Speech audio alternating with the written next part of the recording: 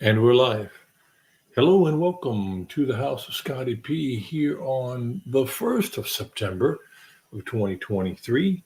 Got a late night. This one just gonna noodle around out here doing some late night activity here. I noticed that the group of gentlemen just over doing the barbecue gang, I guess I'd call them. I'm not terribly sure if that's a accurate moniker for them, but it's just the end of a beautiful day in the neighborhood. And after watching a few folks out there and doing their thing, I thought, hey, maybe I'd come on and give folks an opportunity to share their thoughts. Yeah, the Carnivore Live at Carnivore Quest and Zero Carb, Intentional Carnivore, and Carnivore Kip. That's right. And they just rolled up and finished their live. I don't see any other lives on within the carnivore community. So here we are. Went ahead and watched a few different things today. The Carnivore Cure was on my TV today, along with Sightless Carnivore, Carnivorous Me, Homesick Buckeye. I got in there for a couple of minutes, but I got called away from things I'm doing. What else did we see today? I saw a little bit of No Carb Life, but not a lot. I did check out on Shelly's Life 365. And we also saw a bunch of other videos. I don't know all of them. And who else do we see today? Oh yeah, Bumblebee Adventure. I watched the Bumblebee Adventure and some shorts and a little bit of Dr. Chafee's Carnivore Diet with Homestead How. And so, of course, yes, the Carnivorous Grandma, Robin Heron, and Robert Bubba Baker. So that kind of rounds out what I was watching today. And it is a Friday. I know there's a lot of what do you call that? Yeah, football going on. I know people watch a lot of football, and you don't want to run up against what people love to watch. I know tomorrow a lot of teams, a lot of divisions are opening up. Of course, I did watch semi-retired Bob today. He did a live earlier this afternoon. It was great to catch his live. And someone asked him the fated question, was semi-retired Bob, who comes in from Omaha. They talked about that Nebraska game, and that didn't work out so well. And Bob was very quick to say he is not a Nebraska fan. He is the Ohio State Buckeye fan. Hello there, and welcome to Scotty P's after party. I know a lot of carnivores are probably shutting down. It's 9:30 here Central Time, 10:30 Eastern, and it goes on. It gets a little early as you go further west. But I know that people have lives to live and things to do and people to see, and this might not be everybody's flavor. But I'll hang out here for a little while. I'll talk a little bit, get a little crazy here, and who knows, maybe Hoosier Carnivore will show up. I saw him out there. I saw a few other people. Susan I saw out there on the other broadcast, and who knows who will show up. But meanwhile, let me grab something real quick. Let's see what I can do here. I'll go here, grab that. I'll close this down a little bit. There we go. There we go. All right. Anyhow, meanwhile, I'm going to noodle around a little bit. I don't think I'll get this right. And I don't think I have my guitar. I don't have a guitar tuner in there. I wonder if I can use the guitar tuner here on my I got a phone, and I'm going to try to do this ukulele. I don't know how to play it. But I'd heard and I watched something today, but I missed a phone call from my dad. What a bummer. Love my dad.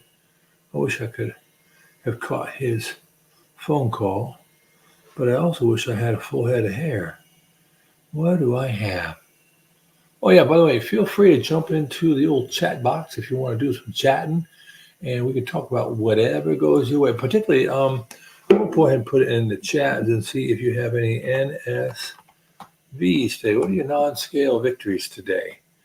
I know that my non-scale victory today was I woke up But more importantly, I was able to go on quite a nice little walk with my friend who's in town visiting us. I'm really hopeful that he will um, buy a local house, and then my friend won't live so far away from me anymore. He is my Bubba Gump. Yeah. Hi, Lioness. How are you? Good to see you. How you been doing? I see you. You're walking on the treadmill a lot, and I am not. Oh, there it is. Guitar Tuna. There we go. I was going to try to do this. Oh, Carb Addict, now Carnivore. Hello. Popped in for a minute, getting ready. Late on the East Coast. I know. That's what I'm saying. I started this kind of late. I'm glad you came in. I hope Carb Addict, now Carnivore. There is Lioness Hiker on here, and I hope the two of you can meet up, and maybe you can watch some of each other's videos. Now Carnivore, are you putting out videos now?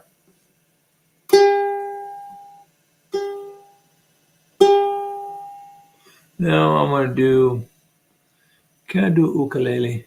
Guitar, let's see. I want to do ukulele, but I don't want to do standard. Let's see.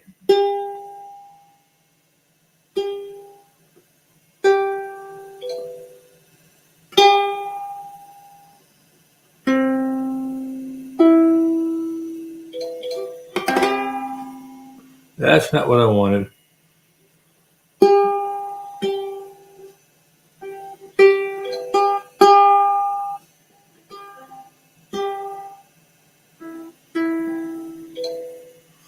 My poor tuner. I'm going to be interviewing Kip and Dave. Oh, nice. Oh, hi, Lana. Okay, thank you. Thank you for helping me out, Lana. I'm kind of new to this. I apologize. Trying to host and bring people in, and I'd be more than happy if anybody wants to come in. I can always post the link here. I cannot do the fancy stuff because I'm not doing the paid for kind of StreamYard, not yet, but there's the link if anybody wants to come in. All right, so you'll be interviewing Kip and Dave. Oh, that's great. I would love to get interviewed by them, but gotta give it time. They get used to me. Yeah, great to meet you. Hey, Susan, you're here. Good. I'm glad to see everybody here.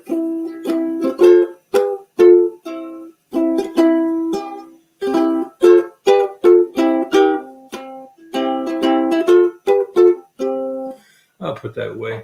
I've got to figure out my tuning on that. I'm trying to do an open C tuning, and it wasn't going to work for me at all. So we'll just not even try that right now. We won't try that.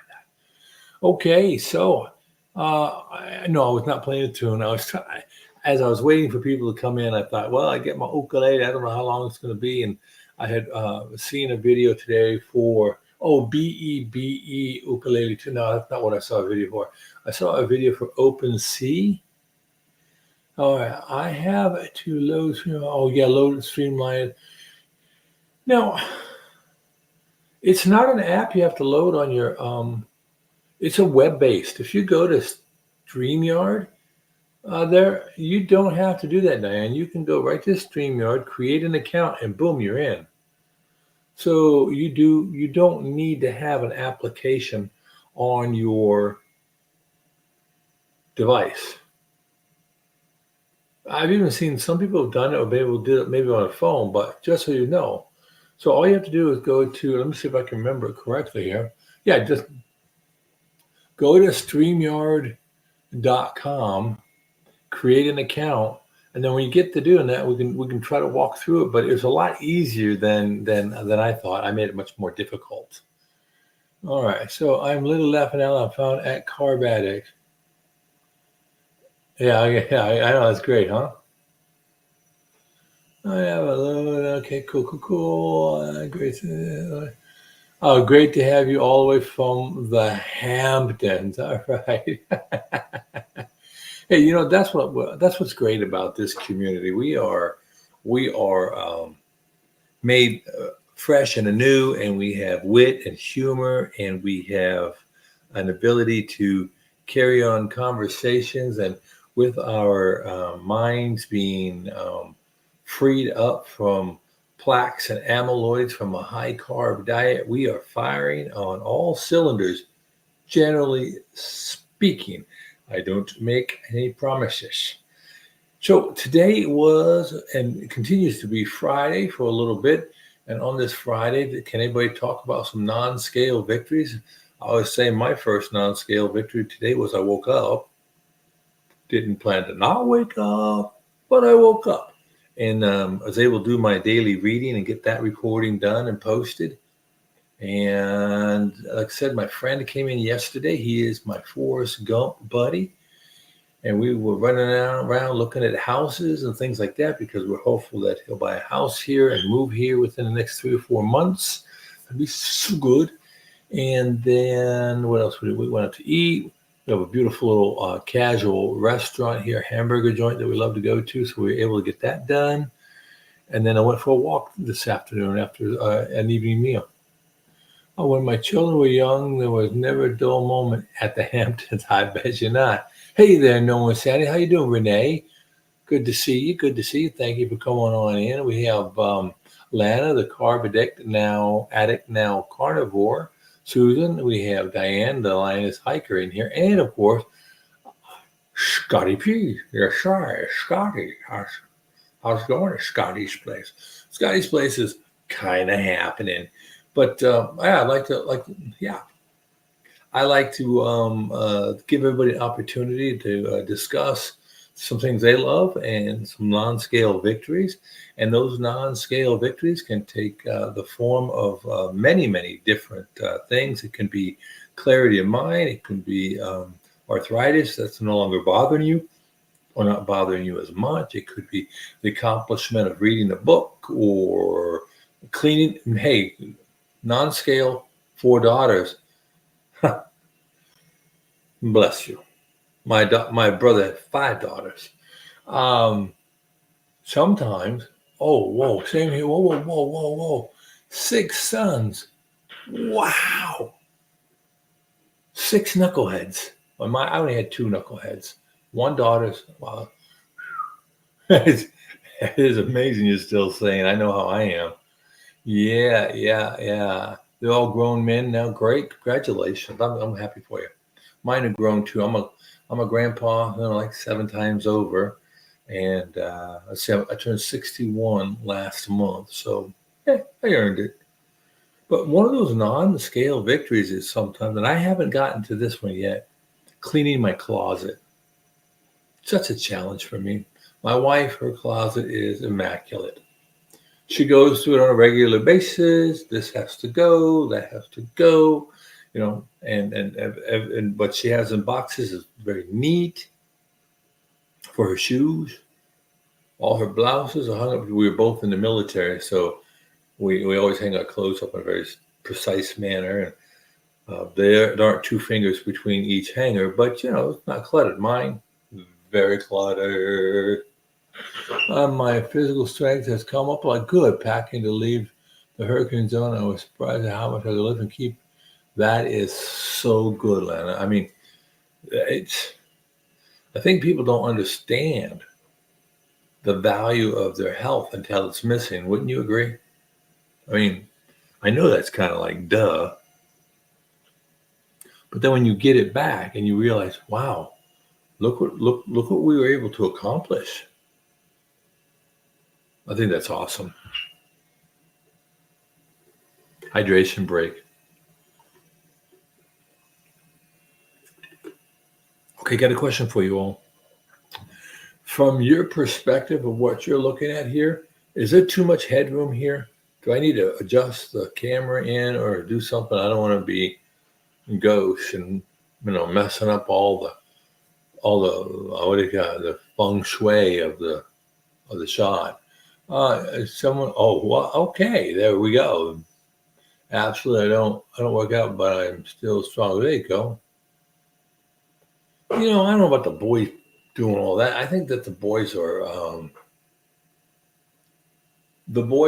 have a lot of emotions that, generally speaking, outside of the home, they don't really have good, healthy outlets for. So then they build up, and then they get anxious, and an anxious boy or anxious soldier back in my days. Never. I had a command sergeant major who always said, "A bored soldier is a no. There's nothing worse than a bored soldier." Sergeant major knew how to take care of that problem. When they turn 50, yeah, they get 15, and all of a sudden they know all the answers to everything. They know how to fix everything. They don't need any help. Kind of like a typical man, right? But I remember those days. Hey, it's a Carnivore Transformer. How you doing, buddy? I love the reminder you put out, just in case someone here doesn't know. Not that anybody here doesn't know, but coming up on the 16th, we're going to have a 24-hour extravaganza over at Homestead How, and Carrie's going to have a bunch of people rolling through. Yep. Welcome to the after party. That's right, after party gathering. I don't know what you want to call it, but we're all going to hang out here for an hour and a half, 2 hours. I don't know, and then we're going to see what's shaking for people. Come in, come out as you want. You know, that reminds me of when I was a young man. So this was a long time ago. My parents, when we were stationed overseas, my dad was in the Army, and we were stationed over in Germany.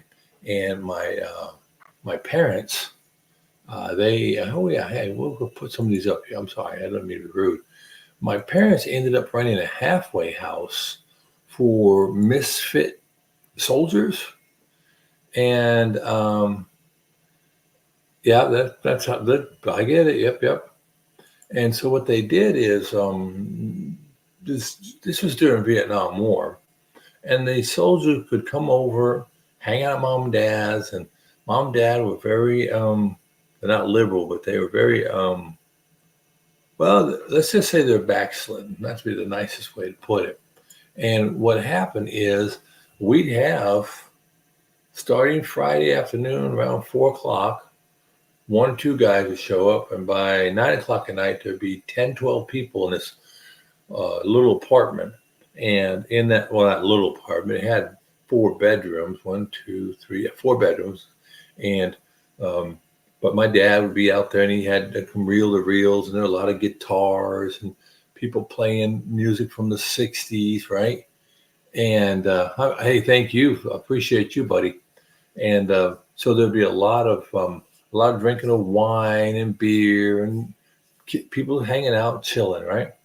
And that would go until the wee hours of the morning. And then I have to when I woke up in the morning, I have to walk around and make sure you didn't step on anybody who slept the night on the floors. They'd be under the kitchen table. They'd be out in the living room, on the couches, on the floors. And we probably have 20 to 25 people play through on the weekend. Some would stay till Sunday when they had to go back and get ready for the unit. One guy, I think he lived on our couch. But that was about a 3-year experience there. So when we talk about the after work party was at my parents' house for years. And then when we moved back when we moved to Germany, my mom and dad were straight arrow, straight laced, but a Lutheran church. And once we got to Germany, after being there for 9 months, all that went away. And that was the beginning of my mother's alcohol-induced sabbatical. And after that, we stayed that way until 2000 when my mom passed away. I was already out of the house at that time. But yep, they would have these great big shindigs, and people would come by the house all weekend long. It'd be just a long thing. And it ended up being like big backyard parties with 30, 40 people, belly dancers, and lots of alcohol. I wonder where I got that bad model for alcohol. I can't figure it out. Anyhow, so the after party here, we're just sticking with some water and some good friends. So everybody knows everybody. Everybody's saying hi. Any other than being able to pack more and do more after before, during, and maybe now after the hurricane? Is anybody else enjoying some benefits of the carnivore, ketovore lifestyle?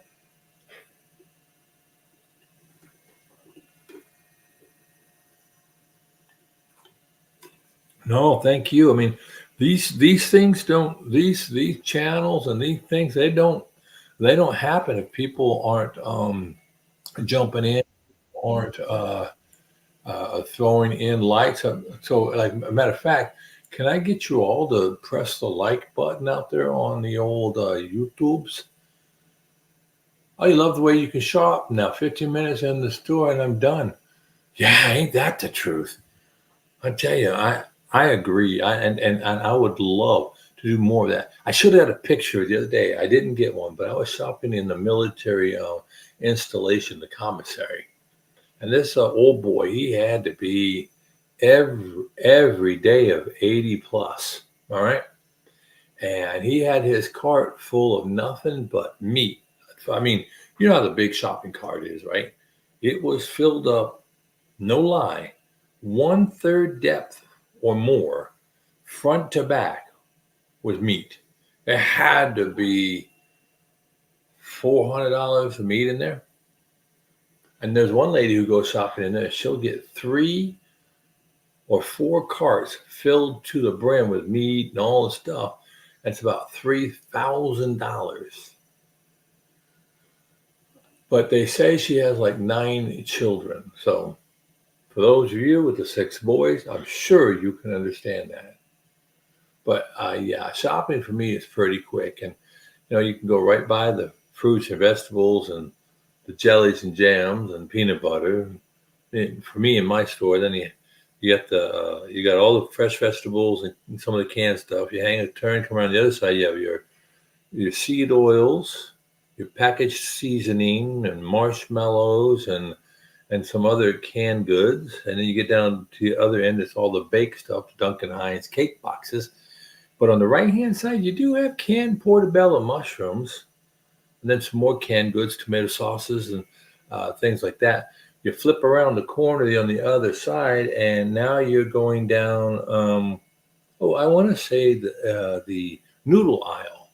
Lots of noodles and all that stuff, but you do have tuna. We do pick up tuna because I like tuna. Hey, it's Lioness. Okay, I'm gonna bring you on. Stand by, and ladies and gentlemen, for your viewing pleasure, can we say hello to Diane Augustine, aka Lioness Hiker? How you doing, Diane? Hello. There you are. I'm doing just great. All right. Now, do we have a little bit of a delay, you suppose? I do seem to have that. That's okay. It looks like it's caught up a little bit. Okay. Good night there, Len. Take care. We'll see you around. So good on you. Good to have you on. Good night. Okay. Well, So thank you. tell us. It's your floor. You get to talk for how long you want to talk. You go ahead, Diane. Well, there's such a delay. I don't know if it's because I have. Okay. Do you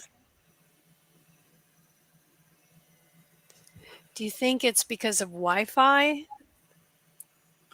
I think your delay is over. I think you've caught up. No lag. It's on my end. There's quite a delay. Okay. Sounds good. Well, anyway, what I'm curious about is what other people would like to see from video output from those of us who are creators. Hmm.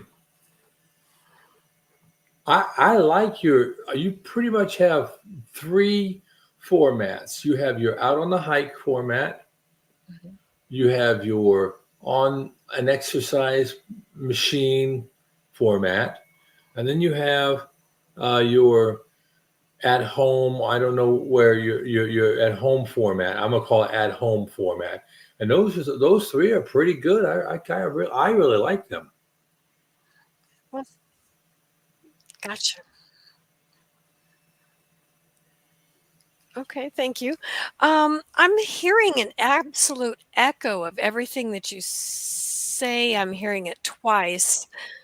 Do you have the app open? Do you have YouTube open and Steam StreamYard? Oh, I do. That's You have wise. you'll have to mute the YouTube app. Yes. So close YouTube. No, don't close it. Just mute the audio. Oh, YouTube audio. Okay. Okay.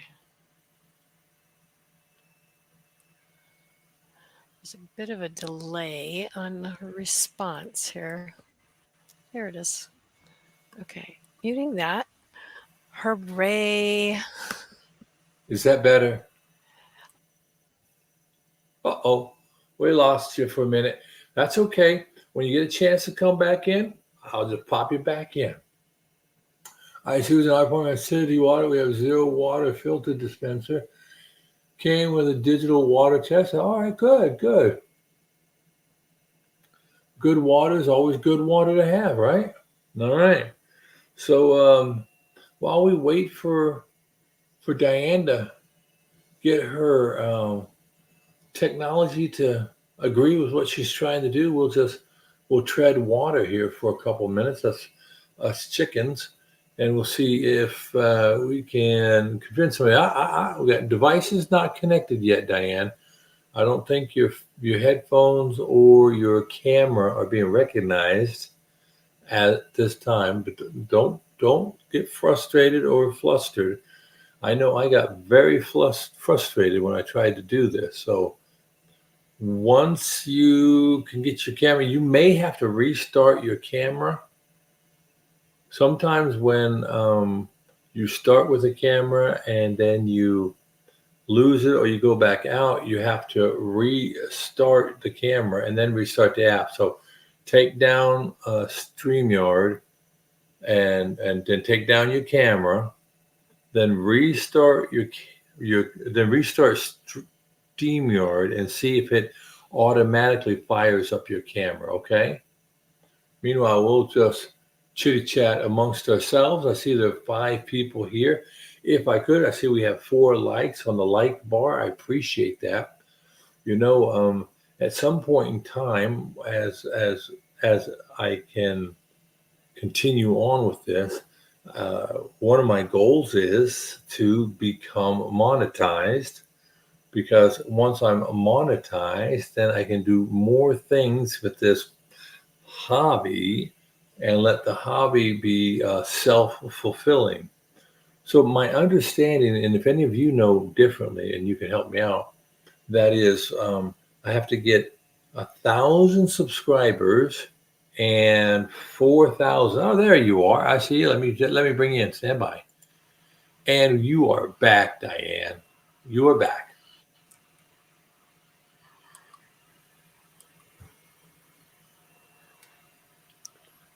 I can't hear you. I hear you. Okay, now I can hear you. I had to turn Okay. off YouTube, so I didn't hear 2 of us. Right. Okay. Fantastic. We've got it. Yep. 1.5 thumbs Thank up. you. Yes. For you, 1.5. I Yeah. give it 2 thumbs up. Hello, Limitless. Good to see you. Fantastic. This is fun. Now we need to get everybody else in here. Well, Then we can just have a good chat. I think it's tough. You know, if you haven't done it before and you don't want to open up your whole world to it. I'm very blessed to have a place in my house where I can do all my crazy things that I do, and that really helps. Gotcha. Well, I just had to plug everything in. I haven't used it in a while, and so now it's all plugged in and all set to go. So I can join in on hosting now. So this will be fun, I think. So if you're gonna do a hosting thing, what is your goal? I mean, when you host, what are you thinking that would be your some of your thematic threads? Like mine is non-scale victories. hmm Well, I think mine is primarily education. I come from a really strong medical background. I was a medical technologist. I worked in a hospital laboratory, and then I was a perfusionist. I operated the heart lung machine for heart surgery. And after homeschooling my kids for about 20 years, I went back to work as a licensed practical nurse. I went to school for nursing, so just a 1 year. And so I've got all this medical background and I've learned so much. So, what I want to do is in turn help educate other carnivores so they can turn around and do the same thing, educate people that they're bringing in, and everyone has a better, clearer understanding of how this works and how to achieve the best, most optimal health. That's my goal. Is I've always wanted to help people live their best lives. My mother passed away at 72, and she really didn't feel like she was ready. Right. She didn't want to die. She always had complained that when she went to doctors, they just kept giving her more pills. She wanted to be healthy. She didn't understand why they weren't helping her to find out what was wrong, what was the root cause, and help her live a good and healthy life until the end of her days. So that's kind of my goal. That's um, always going to be my goal is I want to help other people learn how to achieve their best life and turn around and share that with their friends and their family, anyone else that they bring into the carnivore lifestyle, and how to have a great life. So I'm in. I like to say lockstep or violent agreement. It's an old military term. Yeah. Um, in the military, I was a combat lifesaver, Hmm. and then that grew into a deep passion, particularly when my mother had ended up with a terminal cancer. She had cholangiocarcinoma, so it was a cancer of her biliary duct, and I felt helpless. I was stationed overseas. I couldn't do anything, and I had a little bit of knowledge. And then at one point in time, I thought when I was going to get out of the military, they give you the GI Bill. I thought I might go to medical school, or I'm not go medical school, nursing school. I ended up becoming I got half of the program for a personal trainer, but then I ended up injuring myself when I was in the military. Oh. So anyway, had a little bit of a different vector, and it's so Mhm. funny to me is I was not able to go. I did not go to nursing school. I finished a business degree, owned a business and an ice cream Mhm. store, and after doing that and working out in the business world and the government, I got convinced to run for political office, and I was elected. And after being elected, I actually had the president of the university in my office, hat in hand, because they wanted some money and Mhm. they were trying to get the legislation for that. And it was to build, of all things, a nursing school. Wow. And I'm like, well, that's funny. It's funny that you should say that. I said, why is it if we have this huge, huge need for nurses, right? And we have this even bigger pool of qualified applicants to where it's, it's cutthroat to get into nursing school, right? Hmm. A Yeah. lot of people want it. A lot of people want to do it. And the itty bitty little pipeline between the two, right? And I was like, what is going on here? And I said, so explain it to me. You want me to help sign off a couple $100 million for a nursing school? It was easier for me to get elected to be a state senator than to get accepted to nursing school. Wow. And so he did tell me part of the story, but I said, I still think you guys, it always comes back to almost like that standard of care, standard of practice thing, which Hmm. is something that has its roots in malpractice, right? So I'm not saying it's improper. Don't get that impression. But what Hmm. I'm saying is it hamstrings us because when I was in the military, we didn't have to have, like, I was a weatherman, right? I was a forecaster observer. We didn't have to go to all the calculus courses and all the other atmospheric dynamics courses. We had scientists who made the tools. We were just trained in how to use the tools effectively, right? And so we would have one teacher who would teach us, and he had a supervisor. So a teacher would teach 20, there'd be 5 teachers that would be teaching 100 people, one supervisor with one person with a PhD above that, right? So we always were able to get the job done, right? But the issue is, I said, they told me that if the terminal program is a bachelor's degree for that institution or for that program at that institution, then they need someone who had at least a master's degree to be in charge, 1 degree up, right? So True. if you so then you need to have people with PhD and post hole diggers in nursing. Well, there's really no true PhD in nursing. There's admin and stuff like that, right? And I just thought this is a crazy model. But I think to me, there's a sense of protectionism in there for universities. And I didn't agree to it all. Now I signed off on the bill, and they have their nursing school now, but and they need it. But and they also said the other part was nurses, and you'll be able to talk to this, Diane. Nurses who are going through a program need a place that they can do their practicum. And in many towns, there are only so many hospitals. If you have a nursing class of 500, I don't have enough places to do all the practicum. So again, I think that's a design flaw, right? But I didn't have the wherewithal. I never made it to a president or be a federal level. But it's just this idea that we have this big pool of qualified applicants and a big need and itty bitty little connector. Hello there, Mike Shaw. How you doing? Calculus. We're just talking. We have Diane on here, and she was talking to us about when she gets ready for doing her show.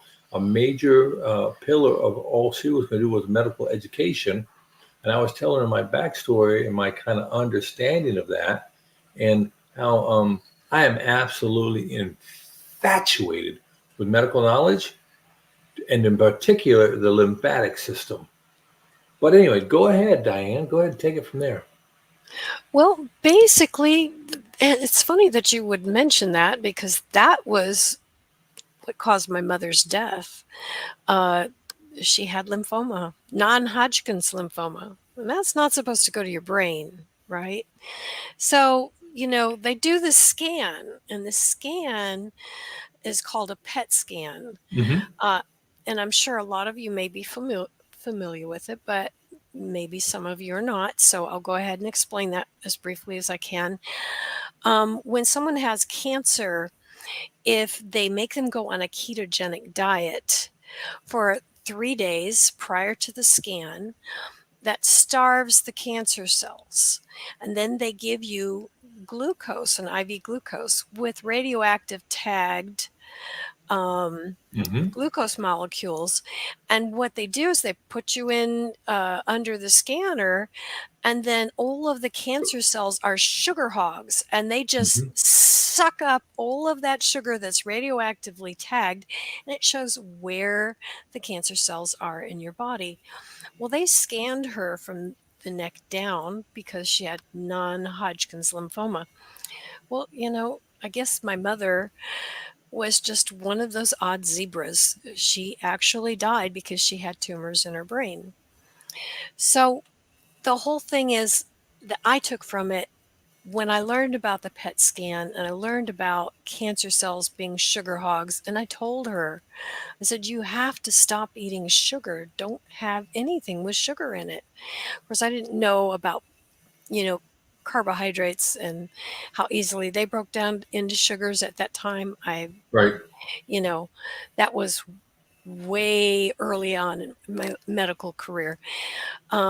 So, it's just kind of sad, but that shows us that mainstream medicine knows that cancer cells require high amounts of sugar to grow and metastasize, and yet they ignore it.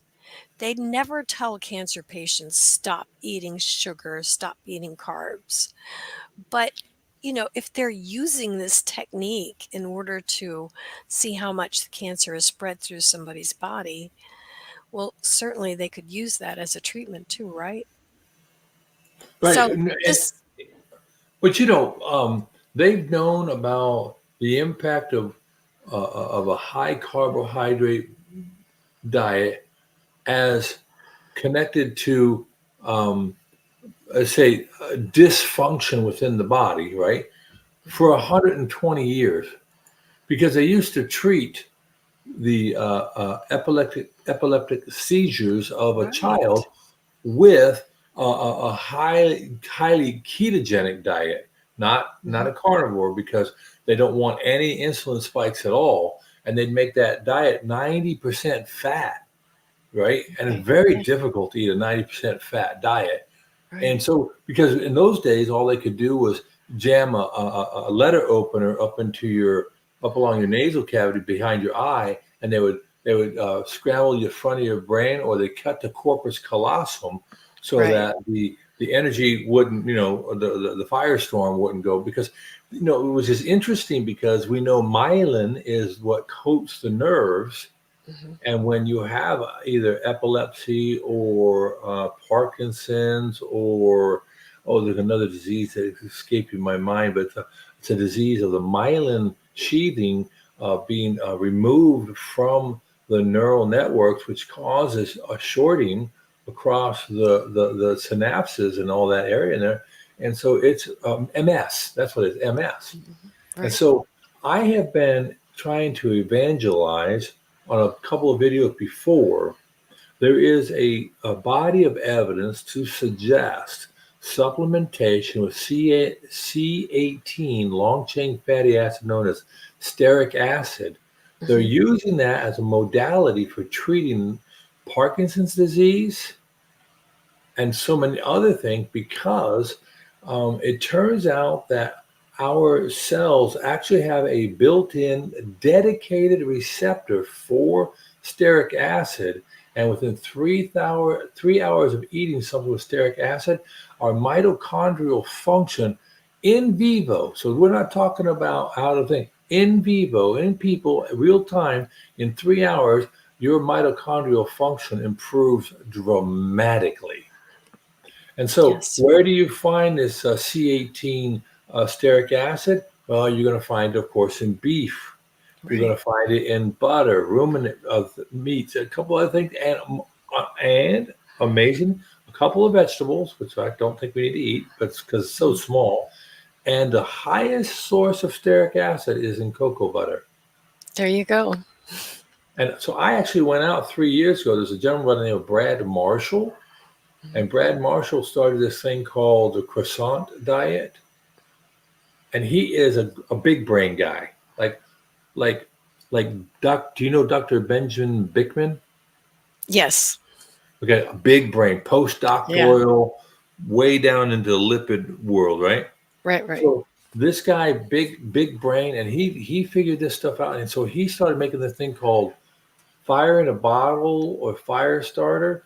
But what he did is he upped the ante. I think he takes ghee and he melts in stearic acid to increase it. So his big thing is the ratio of omega 6s to omega 3s, Mhm. and then adding a stearic acid to it, because you really get too much omega.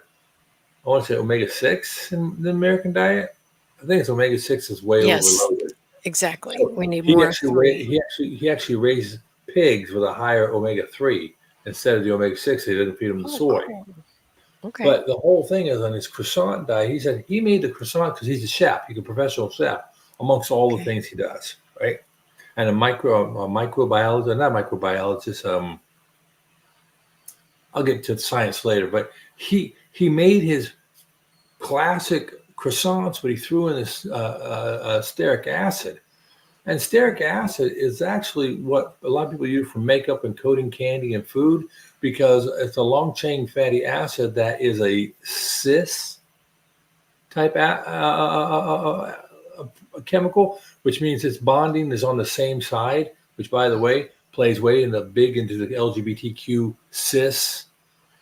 Are you a cis male? That means your bonds on the same. Anyway, the long story was, um, it's amazing how these words come across in multiple domains. But he Yes. found this out, and he lost a lot of weight eating bagels made with butter and this stearic acid. Stearic acid. So I went and bought I bought a bag of a couple pounds and it is vegetable matter, right? Mhm. But the idea is when you get down to that chemical level, pure food grade stearic acid is stearic acid, wherever it comes from, it's still the same thing. Mhm. So I noticed when I did this, I did it a couple of weeks ago to do a little test on myself. I would spread it on my eggs in the morning so it melts because it gives a little bit more of a creamy texture, if you will. Okay, Yeah. but and it will if your eggs cool down or your plate cools down, it's like hard, right? You got to scrape it off Really? with a knife, right? Okay. But I put it on my hot food, and I did it one night a little late in the night. I stayed up till 3 in the morning. I was just going because Okay. you think about mitochondrial function. And this has a direct impact. It's so important to your body that your cells actually have a built-in receptor waiting for it. Yes. And It is carnivores fascinating. carnivores say, "Oh, I have so much energy." It's because you're giving your mitochondria, which are your source of all your energy. Powerhouse of the cell. Yes, Yeah. at the cellular level. So if you want to talk about something that is epigenetic, Mhm. that would be it. There you go. Fantastic. Well, here's something else fascinating. I've been learning about methylene blue lately. Right. Methylene blue apparently does the same thing as stearic acid. It rejuvenates those mitochondrial cells and helps them replenish the energy. And people with dementia, um, MS, they're also seeing a lot of improvement in those people using low dose methylene blue. Pretty fascinating, isn't it? Yeah, it is so fascinating and yet it's so terrifying that there are things in our environment which are either antithetical to our well-being or you can't just take a thing isolated. We don't live in an isolated thing. If you pull a little here, you're going to have some other pulls, right? A cascade event, if you would. And it's really not well understood. And all these things are so important. So that's why I really like to hear that, Diana, you're going to be out there as a voice of someone who's been there, done that, and got the professional search for it. Not that you're professionally offering advice, no anybody, everybody. We're not offering any type of advice here, but knowledge Hi, is Woodster. power. Hey, Woodster, good to see you, brother. But knowledge is power, and if we could get some more of these discussions where we talk about, like, hey, do people really understand how fat in your diet gets into your body? Do we understand the difference of when you look at your villi in your small intestines and we break down the anatomy of a villi? Around the outside is a network of capillaries that bring in nutrients, and in the middle of the villi is a thing called a lacteal.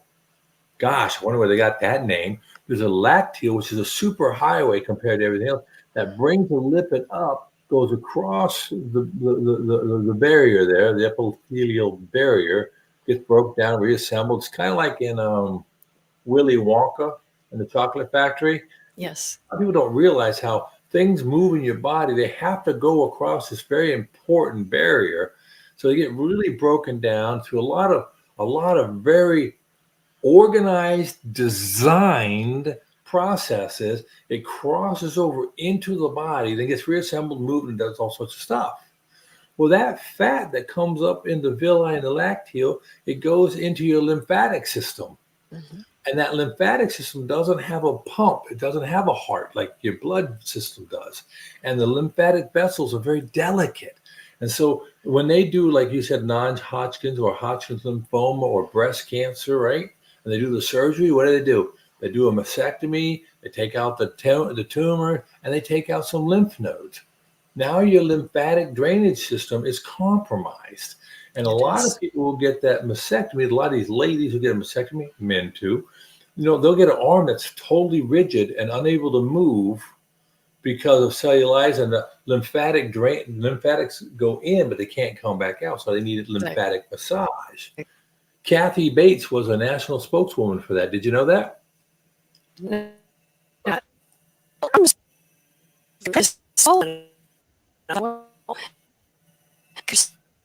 You're coming broken and you're coming in broken up. oh, Check your mic cord. You're coming in a little broken. that- Go ahead. that- No.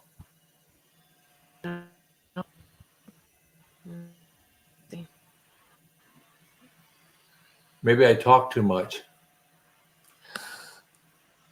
I don't think so. It's my connection. I'm connected by Wi-Fi. I'm going to hardwire it next time. Hey, it's That good will to see you. It's probably actually work. looking. It's doing a little better, Diane. Okay, good. Okay. Well, one thing I did notice, aside from that we have a nice crowd on tonight, is that Limitless Lindy is in here. Are y'all familiar with her? Heck yeah, I know I am. She's the girl from Okay. down under who's doing a tremendous job of telling everybody that they were wrong and she was right. And she's Yeah, taking this lifestyle and causing a firestorm by walking the walk, not just talking the talk. I know. She's just totally amazing. To me, I think, what else could be more empowering to, our friend up in Alaska, Bill Knott, than Lindy's example. I mean, she was up there. I watched her story and I'm just blown away that, this woman gets around. She's out of her house. She's no longer homebound. So if she can do it, he can do it. And I would just love to see Carrie maybe at least interview her and hoping they can connect. I think that would be fantastic. Well, there's also a gentleman by what is it? The Carnivore Cure, I want to say. Oh, okay. I'm not familiar with him Oh, yet. let me. I gotta pull this up. I gotta find this gentleman. He's been hitting the network here pretty hard the last week or so, and Okay. he was up around 700 pounds. He's down around 500 now, and Wow. and I believe our friend Poco Moonfam Hmm. interviewed him today. I was Hmm. watching a live Q&A with him today. Hmm. So yeah, I think here now. Let me tell you the truth. I think Carrie at Homestead House. First of all, lots of applause. Yes. Carrie is going to spread himself pretty thin here because I think. Hey, hi, Metamorphosis. Good to see you, Metamorphosis. Good to see you. Everybody's saying hi. That's good. Um, I think Carrie is carrying the torch in a way that Dr. Barry did in the first days. I think Dr. Baker, Dr. Barry, and Dr. Chafee, right? I mean, they're Hmm. doctors, they're professionals, they're definitely influencers. There's the one lady, I am so sorry. There's the one lady, Amber O'Hearn. I I'm don't know if not you've seen familiar with Amber her. O'Hearn. She's been doing it since Butter Bob was doing it. I mean, she's been out there for a long time, right? Okay. And I think that they have a following, I mean, in the millions between them. That is Really? awesome. But for That's those of great. us in the grassroots, when you try to get on one of their things, and there's 600 or 1,200 or 1,500 people, Hmm. 2,000, you get lost in the shuffle. But I think that by having people like yourself, Diane, and having Limitless Lindy and people who are in the fight today and succeeding today, they are going to carry the flag in a way that others just can't. I mean, there's just no way. When you look at what happened with Bill Knott, right? When he works his punching bag, as a guy, I'm just absolutely impressed. And I think it's the people who are in the trenches who are going to really need the support to carry this message forward. Because, I'm very fortunate. I want to lose 60 to 70 pounds. Okay. That's a fair amount of weight. That's not three people. Right. Personal victory. Sure, sure. Sure. But it doesn't resonate. I've always said to myself, my problem is I have an attitude of mediocrity in in an otherwise absolutely blessed environment. There Okay. needs to be people out there for those who are infected by mediocrity, but it doesn't have the same draw. Hmm. Well, quite honestly, this is a good experience for me because it's been a long time since I've used these skills. I used to teach English to uh, kids in China for a couple of years. And so this is the first time in probably 3 or 4 years that I've been online actually using this equipment. So I think it would be fun to help others. Like if Limitless Lindy would like to get on, maybe I could help her line her up with the right equipment and let you do an interview of her because I would like everyone to get to know her well because she's such an inspiration to me. I think she's amazing. Well, there are so many amazing people, and I have found through my many um, adventures that there are so many good people that if they could get in front of a camera, if they could get a little bit of an audience, they are far more capable than I will ever be because of their authenticity, because of their story. And that's not self-denigrating. Don't get me wrong, but it's hard for people who are overcoming a lot of things and to find a platform where they have uh, a sense of security and safety and True, an ability to be nurtured. true. But like with Bill Nye, what you just know, the quality and character of that person will win the day much more than uh, many other people will. And that's not to put anybody down, but some people are just good at it. He is a good storyteller, and that helps. Yeah, it is. It is. It is great. So we got some more people. Matthew came in. Hello, Matthew. Good to see you. Of course, we see Woodster's in here. Great to see you in here as well. Susan's comment. Hey, by the way, I really appreciate all this activity in the chat, and of I do course, too. our good friend from up in Nashville. Hey, how did that all work out for you up there, Metamorphosis? I know that you were in on a phone the last time we talked, and you'd run out of USB-C connectors for all the batteries. But how have you been doing, and how's this weekend shaping up for you? And by the way, for everybody else who came in just a little bit after we started this, how's your weekend, and what are your NSVs? By all means, and if someone wants to jump into the broadcast, I'll go ahead and post this in here. I am so happy that Miss Diane has decided to come in and hook the equipment up and get going because we need to hear more voices. And Diane has a wonderful professional medical background, a teaching background. I want to go say multilingual background. I'm going to go ni hao. So that really only enriches the community far beyond the bloviating activity of a person like myself.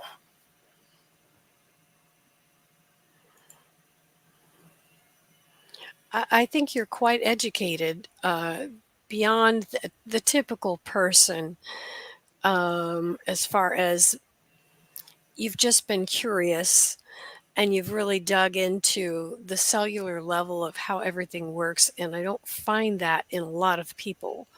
So, and that's without a medical background. So I think you're kind of a pretty smart dude.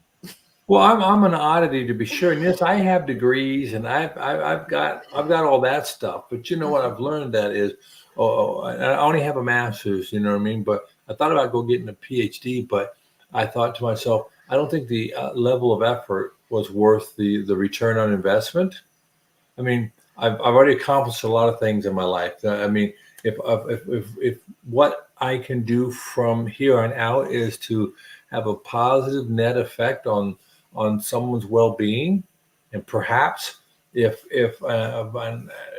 God decides to use me as a vessel to convey some message, I'm totally good with that. But I think beyond that, I have aimed for the moon, and I have accomplished everything I want to in life except improving my health and being useful in those venues for the rest of my days. Otherwise, I'm good to go. I'm ready. I'm good. Well, that's a very worthwhile goal. Actually, it pretty much mirrors my own, so that's pretty neat. So, why don't we just go ahead and throw this question out to anyone that's in the chat? Um, is there anyone out there that would like to join in and perhaps be interviewed or just join in with video and audio that maybe needs a little bit of assistance with uh, either headphones or a camera, setting it up, connecting? Is there anyone that would be interested? What particularly I was hoping maybe Limitless Lindy might be interested. And we want to give a shout out to Terry's Journey. Thank you. I'm Yeah. glad that you came in and jumped in on here. That's awesome. Yeah, you know, I started college way early. I was able to do college and high school at the same time, kind of like that Dookie Howser thing. But I failed at it miserably, and then I ended up going to the military and getting a little discipline. And so, you know, all that really means is I learned a couple things. I was able to parrot it back. You know, I still learned through all of it. It's it's who you know, right? And once you know people, and you can come by and you can put something on the table to validate they're choosing you. So I think a lot of people get that wrong. I mean, in a general sense, I'm not talking about people with specificity like a LPN, an RN, a doctor, or something, like that, or if you're going to be an astrophysicist or whatever it is going to be that you really need that, you know, if you're going to be an architect, right? But for the mass of people, what you're doing and I found out, I didn't make this up, someone else told me, there's a young staff sergeant. That means somebody who's not really high up in the enlisted side. He told me he had 3 bachelor's degrees, 2 masters, and he's going to get a PhD. And the thing was, he said, I'm not getting a degree to get a job. I'm getting a degree so the person who gives me a job can validate it to his boss. Hey, I hired this person. They have all this acumen and all these papers, right? So I think people kind of sometimes in non-professional environments get it backwards on the degrees. Your degree will not get you a job. Your relationships will get you a job. Knowing how to golf will get you a job. Knowing someone at your church, doing some not civil, but service works, and get people who get to know the quality and the character of your nature will get you a position. That's another thing too. That's why my master's degree is in it's organizational performance. We don't get jobs, we get positions, and we validate our hiring by our credentials. That's my opinion, and we all know what those are like, just like elbows. But I just think sometimes we get sold, just like we got sold by the government and big pharma and big food. They tell us what they want us to think, and we don't work through it ourselves. And Mhm. sometimes what they tell us isn't necessarily the whole truth. But there's a kernel of truth in there. Yes. Is it all the truth? I don't ever think it is. That's me. Well, one thing I would like to point out is that There are a lot of people with college educations working at Subway or McDonald's. Not all college educations are actually worth the paper they're printed on. So I am always thankful and grateful to the electrician, to the HVAC person, to the dishwasher repairman that comes in and has a, a blue collar skill that none of the rest of us have. And we can't get our things fixed because there aren't enough people going to trade school anymore. I'm sorry. That requires the same type of intelligence, but sometimes more just hands on. And it doesn't mean these people aren't smart. I think the people in McDonald's that spent so much money for a 4-year degree, that's maybe not so bright. I tried to get a bill passed. What I wanted to do was make a university tell a prospective student what if it's a public university, what were the number of jobs that their students got in that degreed field? What was the debt going to be, right? And all these different things before they could ever go into it. Try to get an HVAC person. Limitless Lindy coming on live. Try to get a HVAC person on a Saturday when you're at 110 degrees, right? You would give them your left kidney. You got it. Ladies and gentlemen, let us welcome the one, the only, the incredible parrot on Limitless Lindy's shoulder. Skittles. He's my baby. Oh, he's so beautiful. What's his name? Skittles. Skittles. Oh, perfect. Yeah. Gorgeous. And Rio's on the floor down here. I don't know what he's doing. Okay, just hanging out. Yeah. How sweet. Well, so how's things down under there today? They're Limitless. Really good. The sun's out today, so we went out for a bit of a drive. It's winter here, and it's just been miserable. So it's just nice to see some sunshine and blue sky. So we went meat shopping, and I've got some photos, so I'll do a little video later. We went to a little farm just up the road where they serve, they have the grass-fed beef. So, thank you. So yeah, no, it was very exciting. Got to meet the cows and all that kind of stuff. So it was lovely. Neat. So yeah, just finished lunch, and I saw your live, so I thought I'd pop on and say hi. Well, that's one of the reasons why I want to do this. I did one early in the day, earlier this week. So our friends in England, because there's Bumblebee Adventure. I don't know if anybody follows her. She has a very small following, but her name is Bumblebee Adventure. She's Dutch. Her English is impressive. And I thought she has, a very small following. And I think it's tough over there for her to meet up with the crowd. So I love these off times. And just so everybody understands, I know we have a very astute group of people here, and correct me if I'm wrong there, Lindy, but it's winter time where you're at. It's been cold. Looking forward to summer. Yeah. And there's not a lot of Aussie carnivores that I've come across. So, yeah, there's a lot of from the US, and most of the people I follow are from the US. So it is refreshing to see an Aussie here and there. So, well, you have done an amazing job. The only other Aussie I know is a former member of your parliament, I want to say, Corey Bernardi. He was in a few years ago, back when I was in, and he had been a rugby player, and he was in a very conservative, almost libertarian flavor. But Corey Bernardi, I met him at a confab in Chicago, and let me tell you all, everybody, never get into a drinking game with an Aussie rugby player. You cannot win. Goodness. That's funny. So tell us, Lindy, some things about some non-scale victories that have occurred to you recently that you haven't been able to share with people, because obviously You've come a very long way in your journey, and I've watched a couple of your videos, and I think it's absolutely astounding what you've accomplished. But what is life like for you now, where you are now, from where you've come from? Well, gosh, for those that don't know, last year, 3rd of January 2022 is when I started my carnivore journey.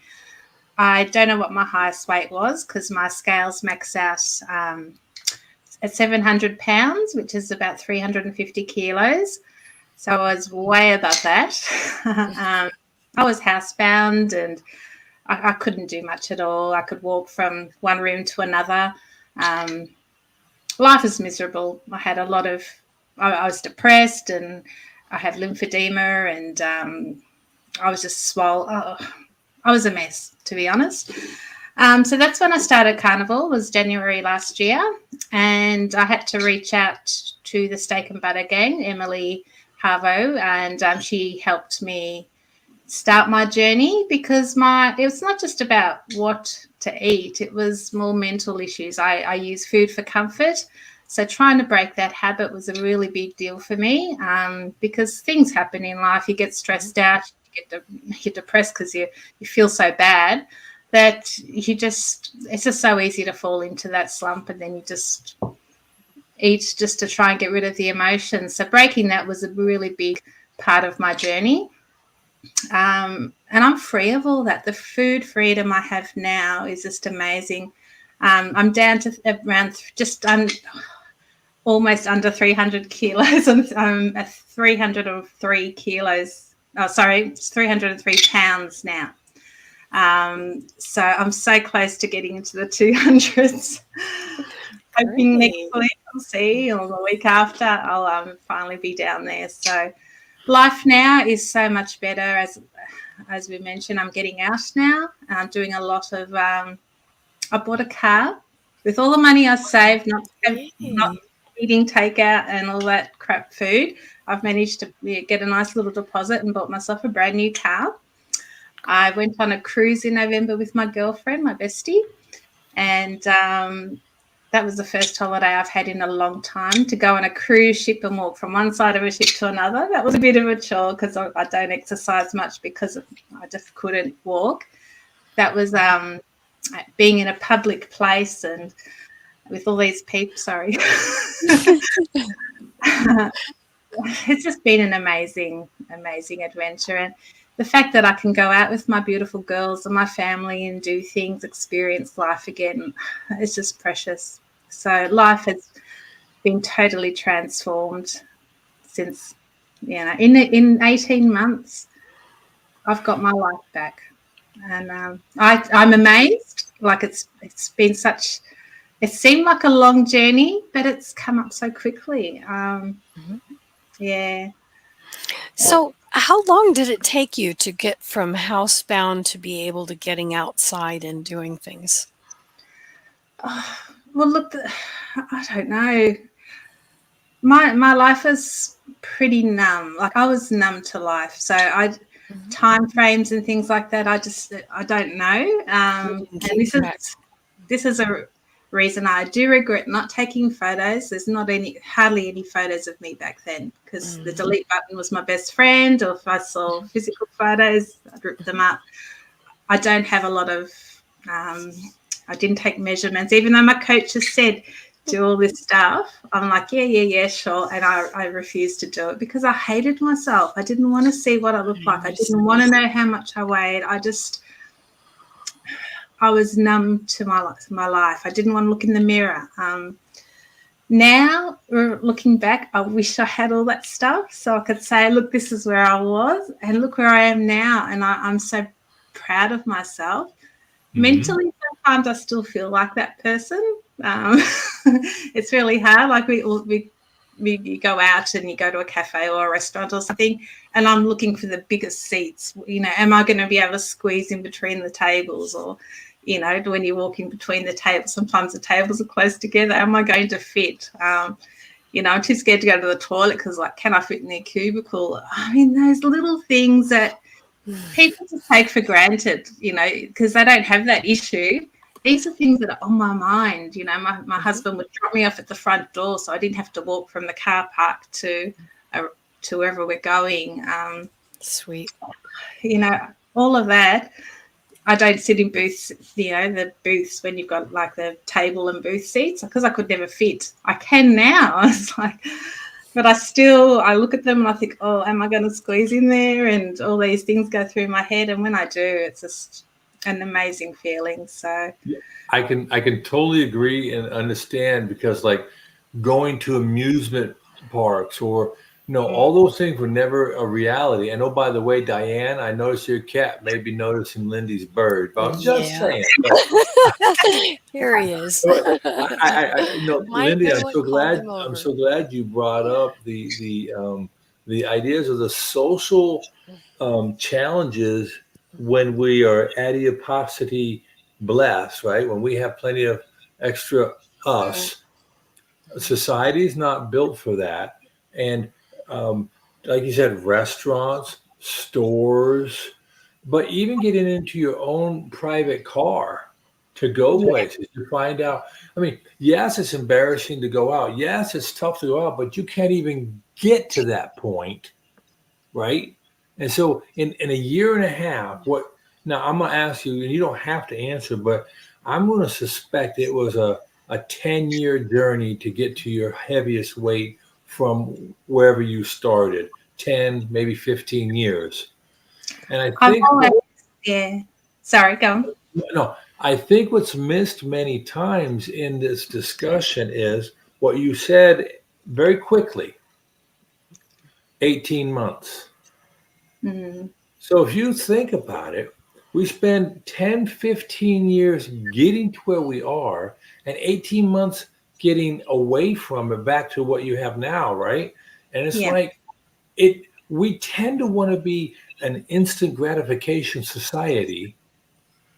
And 18 months is not instant, but if we compare it to the 10 to 15 years of physical pain, emotional pain, social anxieties, it is almost an overnight sensation. Yeah, it does feel like that now. Back when I first started, it did seem like it was taking forever. But now that I look back, 18 months, that has flown.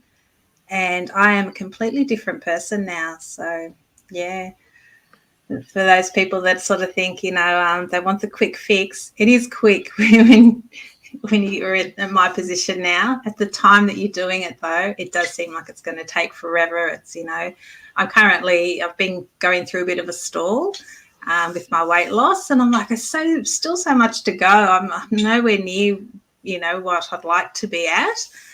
Why am I stalling? And, people are starting at my weight and they're dropping really quickly, and I've suddenly stopped, and I'm like, no, you've got so much healing to do from where you've come from. Like I've had such a journey, and the weight just fell off me to start because I stopped eating all those things that I shouldn't be eating to stick to my meat, and the weight just fell off. Now I've stopped, but my body still has a lot of healing to do. So I think my body's now focusing on healing, and I'm sure when that's done, the weight loss will continue. So I'm not worried about the stall anymore.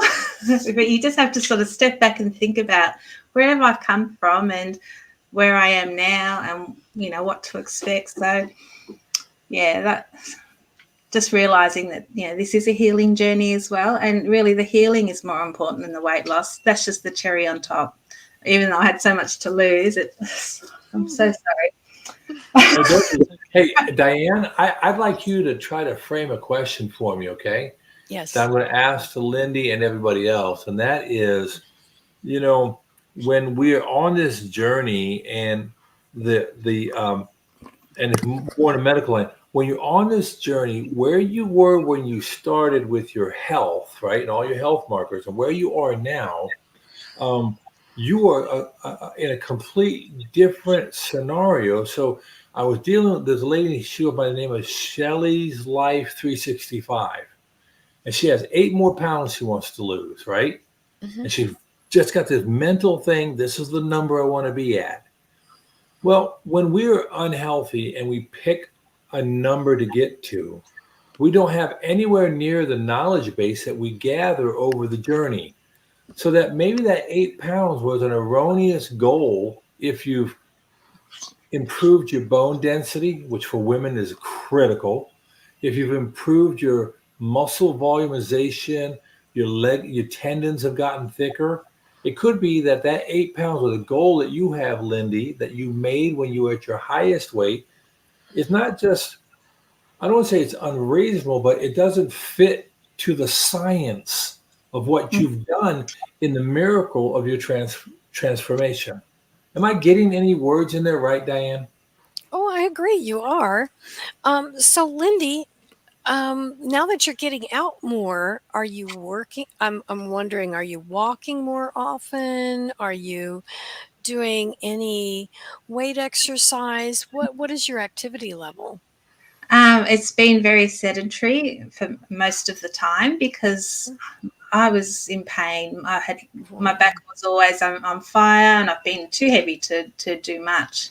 Right. Only recently, in the last probably month, the back pain's really starting to die down a lot now, and I'm standing up straighter. I couldn't stand up straight, Mm-hmm. and I actually feel like I want to do some exercise. So I have walked around the block once, but I go with my husband. I had to go with my husband because I had a couple of falls prior to all of this, and I am frightened because when I fall, I couldn't get up. I haven't been on the floor since. I don't know if I can get up. I'm still too scared to try. I'm still very fearful. Mm-hmm. So if I do go out, I like to have someone with me just as support, I guess. Smart. I do have a treadmill, which I've been trying to do every day, and I can last 10 minutes on that, which has been pretty good. And we've got a Pilates machine. I haven't tried it yet, but my daughter hired one, and I thought I'll try and give that a go because I do need to strengthen my muscles so I can do more physical stuff because I am very weak. I can feel that my muscles and I can't walk for long periods of time because I need to sit down and take a bit of a break because my muscles are so, I guess, atrophied, over the years. Mm-hmm. Definitely have to incorporate exercise. And now that I'm feeling better, it is something I need to concentrate on more. Yeah. Well, okay. Let me ask you this.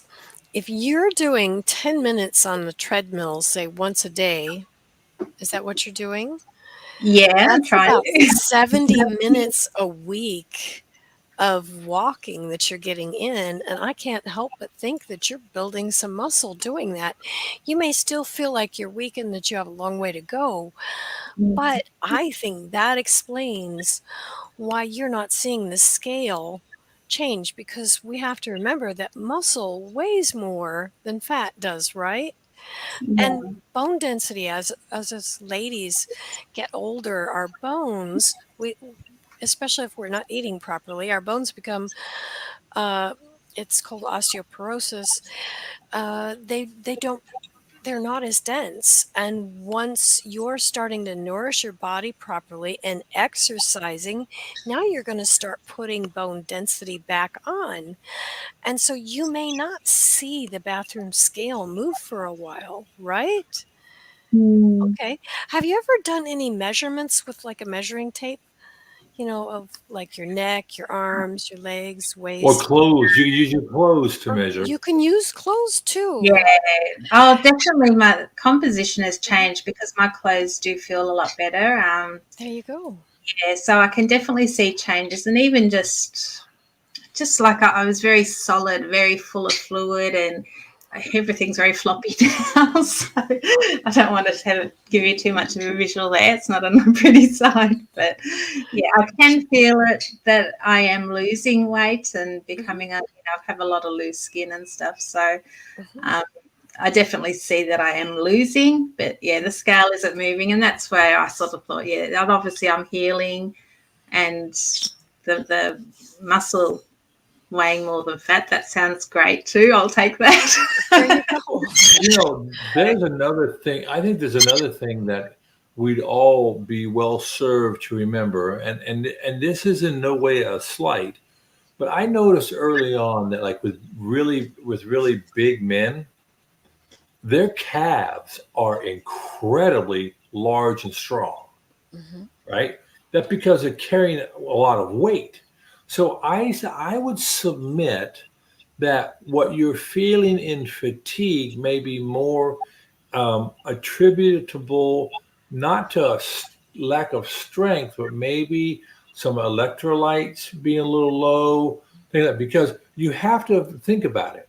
Now, I want you to put on in your head an idea that you're at the gymnasium, all right?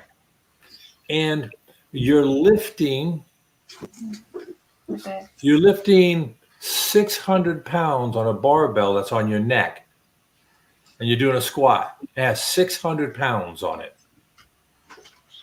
When you take a step upstairs on one leg, you're putting all your weight on that one leg. So you were doing over 150 kilos, well over 400 pounds on one leg. And then you took another step with your other leg, right? Yeah. That means combined, you were doing 800-pound, 8-inch leg squat like a calf raise. Okay, you are in no shape or any shape, form, or function weak. What you are is in such a state of flux, and with electrolytes, you're just not used to it. I used to train women all the time in the gym, and they all, oh, I can't do that. I'd make them put a blindfold on, and they would trust me, and they'd put the weights on. And when they got done, when they said the legs were really heavy or were really tired, I'd take that, and they'd look and they'd see all these plates. Because if you're a 140-pound woman and you can run up a flight of stairs, you can do 300-pound hack squat or leg extensions, no problem. But in their minds, they have this, women in particular, women have this idea that they can't do that big thing. But they do it all the time. So I submit you're probably a lot stronger than you think, but you got to make sure your ligaments, your tendons are strong. It's really good that you make sure you have people with you, waiting until your bones get stronger. It's going to be, like you said, if you took a long time to get there, I don't think bone remodeling is done in 18 months. So, but you're doing everything right, and that is so awesome. I agree. That's Yes. wonderful progress. Yeah, sometimes I still feel like I'm that person. So my body is getting a lot better, but my mind hasn't quite caught up yet. I still feel like I'm in that place, and I still have that fear to do things. So that's just another battle that I need to work on, and I'll get there. I can see that.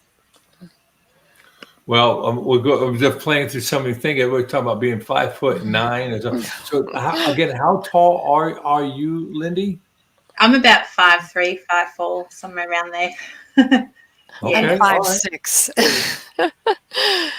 Well, we don't get to choose how tall we are. It's not like we can ever choose that, but we can choose our circumference. Mm-hmm. And I think that's what the long pole in this tent is, that a lot of us, for whatever reason, and there are a lot of great reasons, have let that go. And we're all working to be shrunk down.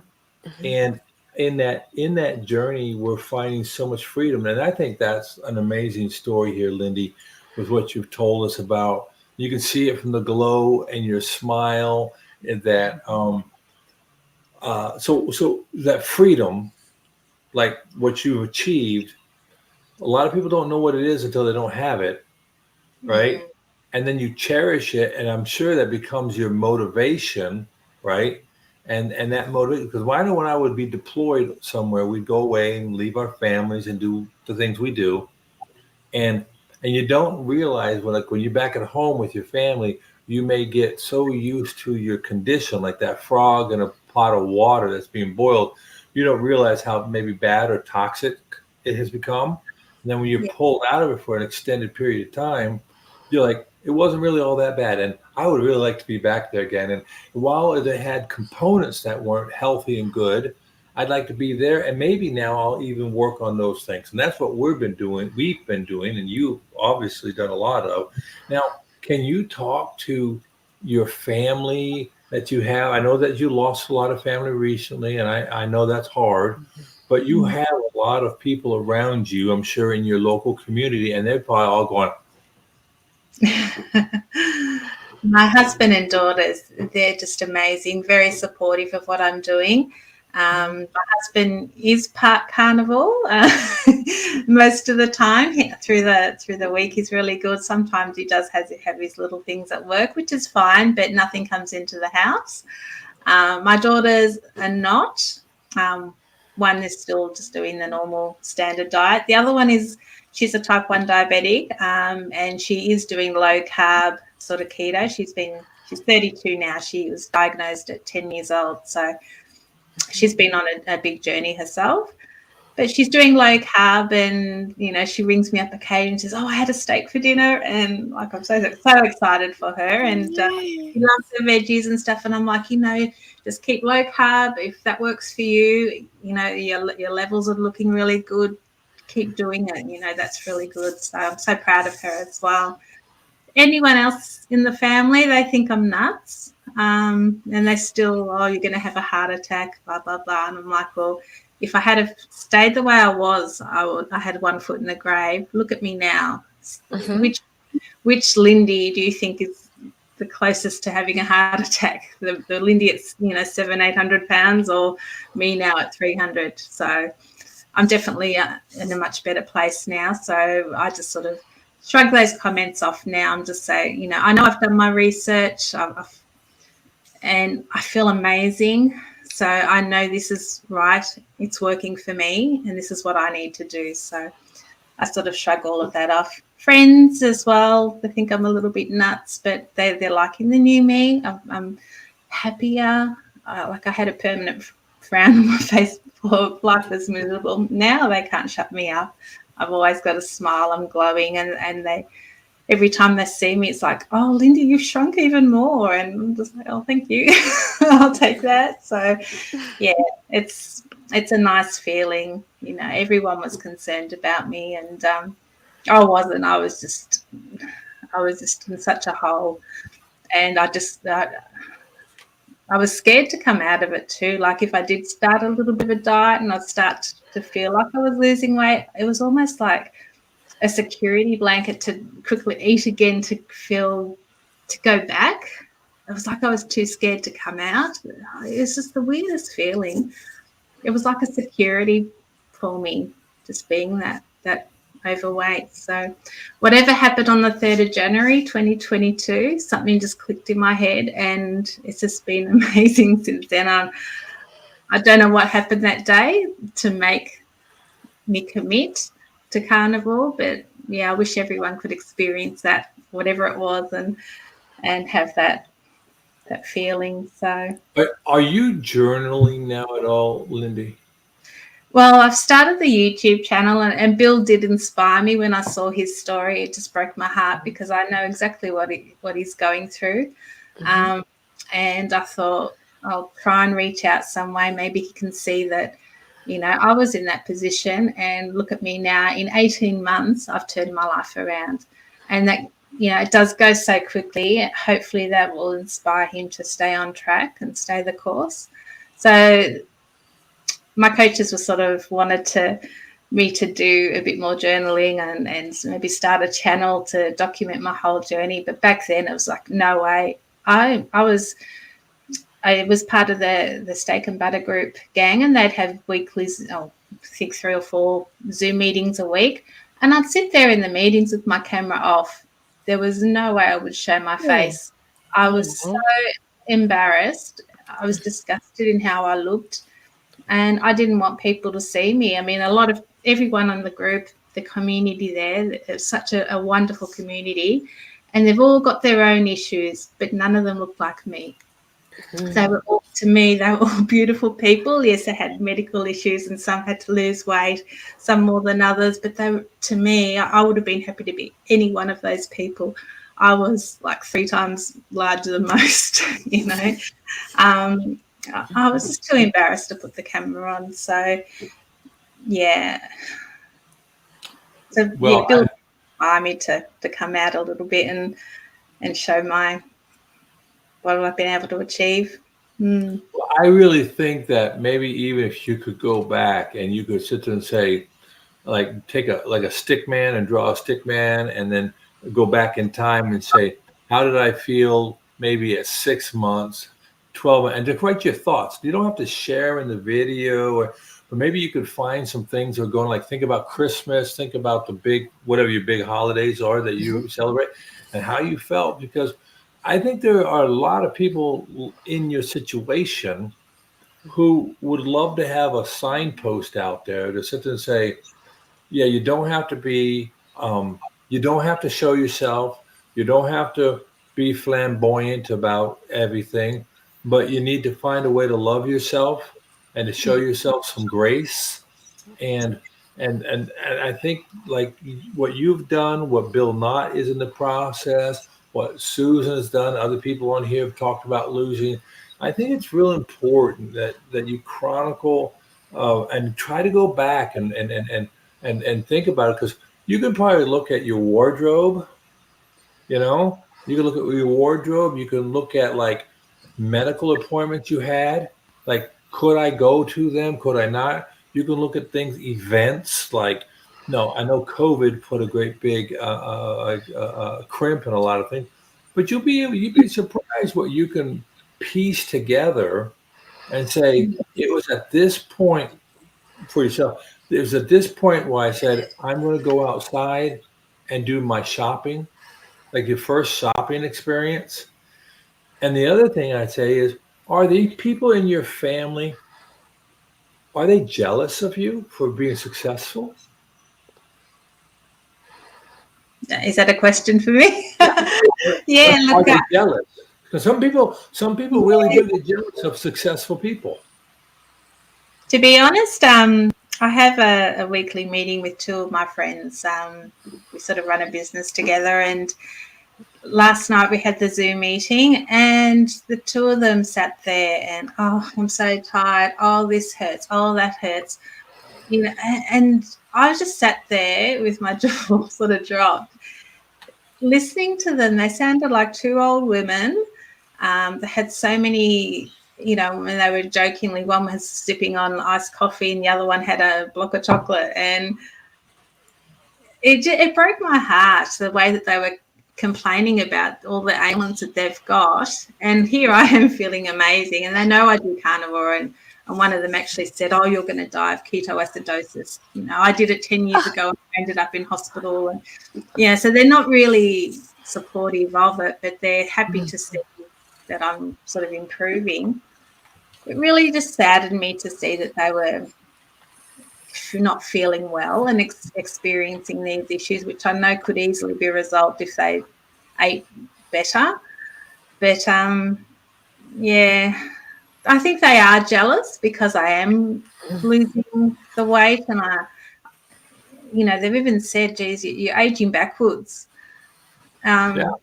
If even people, they see me with my two daughters at 21 and 32, and are you guys sisters? I'm like, no, I'm their mum. And they're like, what? It's wonderful. You might have to get some new friends. I love my friends dearly. I'm hoping that one day they're going to turn around and say, hey, Exactly. Lee, help me. I'd like to know more. And that's what I'm praying for, that I can help them. And they don't need to go full carnivore. They can start off and do a bit of keto, and anything just to get away from all the other stuff would be a help. Yeah, you're right. Just getting rid of the sugar is a great step toward living pain-free.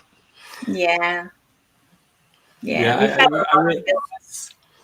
really think now. So we are in the month of September now. So in about 3 months or 2.5 months, it's going to get nice where you're at, and you're going to continue doing what you're doing. Do you have some things you're looking forward to doing in 2 to 3 months? Like, are you setting little goals and things? So in 2 to 3 months, when it's summertime and you have a chance, and I don't know where you fall in Australia, it's a really big place. But are there some things you say, you know what?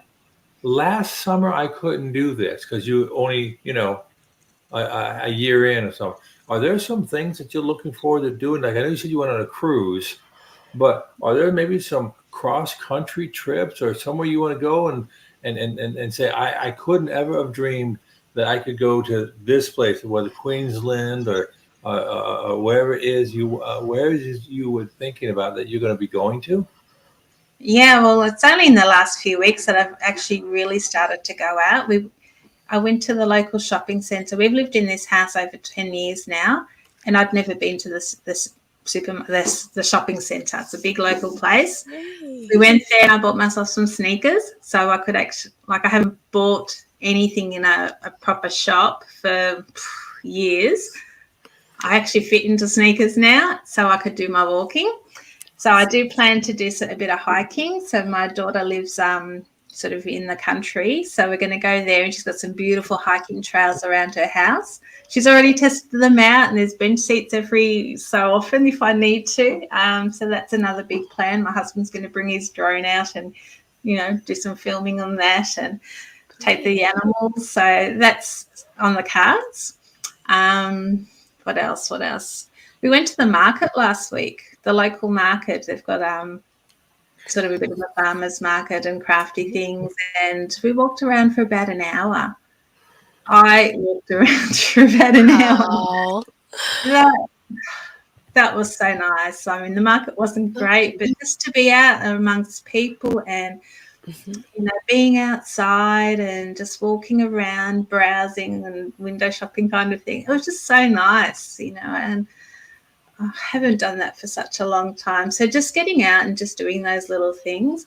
My other girlfriend, she works at a wildlife park. They cuddle koalas. They've got kangaroos that run around, and I'm planning to go and do a video there and show all you guys our little Aussie animals. So I'm going to line that up when the weather's nice, and we'll go and feed some kangaroos and hopefully cuddle a koala and the big birds and all that kind of stuff for you. So I've got to do that. My youngest daughter, she's a Japan freak. Anything Japanese she just loves, and she's been there twice and she wants to take us. So she's currently working on an itinerary to go to Japan. That is a fear. We're not doing that to 2025 because I don't know if I can fit in a plane. I'm scared that I'm going to go and sit in the plane and I'm not fit in the seat. So I still want to lose a little bit more weight to feel comfortable to do that, and obviously increase my strength so I can walk around and actually tour and not hold everyone back. So that's a really big goal for me, is to increase my physical, the stamina, so that I can, holiday with the family. My other daughter and her fiance will come along as well. So we'll do a week traveling Japan and then hop on a cruise and do, I think, a 10-day cruise around Japan as well. So that's a really big holiday, which I'm so looking forward to. Yeah. So I already see right now, Lindy, what you can do for your channel is you can call yourselves the Sneaker Gang. You have some sneakers, and I know that Diane loves to hike, and if you get to watch her videos, and her dog Rumble, correct? Yes. Rumble, the amazing trail dog. But I could just see Limitless Lindy, and you have merch where you maybe have like little sneakers, and you could have you could put and sell it. And a lot of people go, what do you mean the Sneaker Gang? You say you have no idea until you couldn't fit in them, and now you can. And now I'm aware of it, and I'm sure one day you'll buy a pair of dress shoes with a little bit of a heel, and you'll be like, or pumps, and you'll be like, oh, this is absolutely amazing. But I can see Limitless Lindy's Sneaker Gang, and you get all these people, and then I just think that's absolutely fantastic marketing for you for merch. You just have someone draw something nice, and I don't know what your favorite colors are and what your favorite styles are, but I think that those intermediate goals and long-term goals to go to Japan, like I went to Japan and it was very painful for me because Japan is built about the here. And I hit a lot of things on my head, and I got a lot of young people ogling and looking up, going, "Oh my lamb," you know. So, but it was fun. But I'm so glad to hear that you have those goals and they're Yeah. reasonable goals. Yeah, yeah. No, lots of short-term goals. I just want to get out of the house more, enjoy things that I haven't been able to in such a long time. And just go for a drive, enjoy the sunshine when it comes out. Yeah, I'm sick of this house. I love my house so much, but it has been a prison for me. I've been stuck in these four walls. I haven't been able to get out. I didn't have a car for quite a long time. I couldn't drive because I couldn't fit behind the wheel for such a long time. So having that freedom now to have my own car and get out and do what I like when I like. I don't know what to do yet sometimes. I just go open the garage door and I look at the car and I think that's my baby, Yeah, I love my car, but yeah, I'm going to go for a drive this afternoon and enjoy some sunshine. So Wonderful. just because I can now. So I just didn't have that before, which is nice. So what is the name of the animal park that you're going to give us a tour of? I'm curious. It's called Moonlit Sanctuary. Okay. Yeah. I'm looking forward to that. That'll be fun. So my bestie, she does a lot of the school programs. She's a teacher by trade. So she does all the school holiday programs there for the young kids. Like she's a leap year baby. She's a little bit older than I am, but 13, I think, in birthdays. So, and she acts like that. She's a leap year baby, very, very young at heart, and she's wonderful. But yeah, she's been there, I think, over 20 years working there. So yeah, she's always putting photos of these snakes wrapped around her. She loves snakes. I'm not a snake person. I like fluffy animals. Okay, that reminds me, all over the United States, I don't know about Australia, there's a recent video of a big constrictor snake coming off the roof of someone's house into a tree, 16 feet long. And it had to have a head the size of almost like a small pizza, right? And the snake, you just keep seeing its body come off the roof, wrap around the tree. It looks out like, "Hi, how are you doing?" And all the people are like, "Ah." And the other people, and I'm like, who doesn't have a machete in Australia? Hack that snake. And it goes off the tree and onto someone else's roof. And I'm like, awesome. If you get a chance, just go to Google, Australia, snake on a roof into a tree, and you will like, yeah, and I've seen that. We don't have snakes where I am here, like in the bush, for sure. Mm-hmm. We do have spiders. We did have a big spider in one of my last house. It was in the shower. So I turned the water on. I put, for anyone that loves spiders, I can't handle them. And when they're in my house, sorry, you can't be in my house. If they're outside, I leave them. But in my house, got the shower, turned it on, it fell into the bathtub, went to the plug hole. It filled the plug hole and the bath started to fill up. That's how big it was. And now, what do I do now? Really? I'm full of water and these spiders plugging, They have all of Australia. They have all of Australia to roam into. They don't have to be in my house. I know. I get that. Outside, they can go out in the trees. I don't care. But in my house, I'm sorry, no. But anyway, that was so nice. I have been so tickled pink to have both of you jump on here tonight, and I don't want to kill the vibe, but I'm gonna let you know in about 12 minutes I'm gonna turn into a pumpkin. And same here. My eyes are already. I'm having a hard time keeping my eyes open. I'm usually in bed about 8 o'clock. Okay, yeah, it's very late, and I'm so proud of both of you. Not that you need me for any affirmation, but I come out here and I throw this up, and I don't put out an advertisement because I'm afraid if I advertise it and then I can't do it, that's worse than, So I just say I try to get out here Monday through Thursday nights and maybe Friday night and give an opportunity. And then you jumped on. I'm so happy for that. We've had a few other people, so that's something for the rest of you. If you want to jump in, all you need to do is let us know. But you two are welcome anytime. And I suspect that, Diane, you'll be hosting a StreamYard sooner than we think. And that way people can get to know you guys' story, and they can watch Rumble, the wonderful trail dog. And Lindy, we're looking forward to seeing your outings. And I'm just so happy for you. I mean, it's amazing stories. Thank you. Well, thank you, Scott. We're just really appreciative of you and the role that you're playing in the community. You're a real strong leader and helping to get others started and encouraging people to start their channel. You are a great encourager, and that's what we need plenty of. I mean, generally the community is at large very kind and considerate. I mean, there are a few strange ones out there, but Scott always goes beyond the extra measure. He goes above and beyond. And I just want to thank you, Scott, because I've really sometimes, I've been at that plateau too, where I just don't see the scale moving. And he was teaching about non-scale victories, and I'm like, absolutely right. And I haven't done any measurements myself, so there you go. I really appreciate you, Scotty. Well, it's an amazing thing. And the other night I had a little bit of a faux pas. My wife came on the camera for a little while, and we had the dogs, and I said, and she wanted to make sure that people knew that I actually did have a wife, and I wasn't hiding in my mom's basement and anything like that.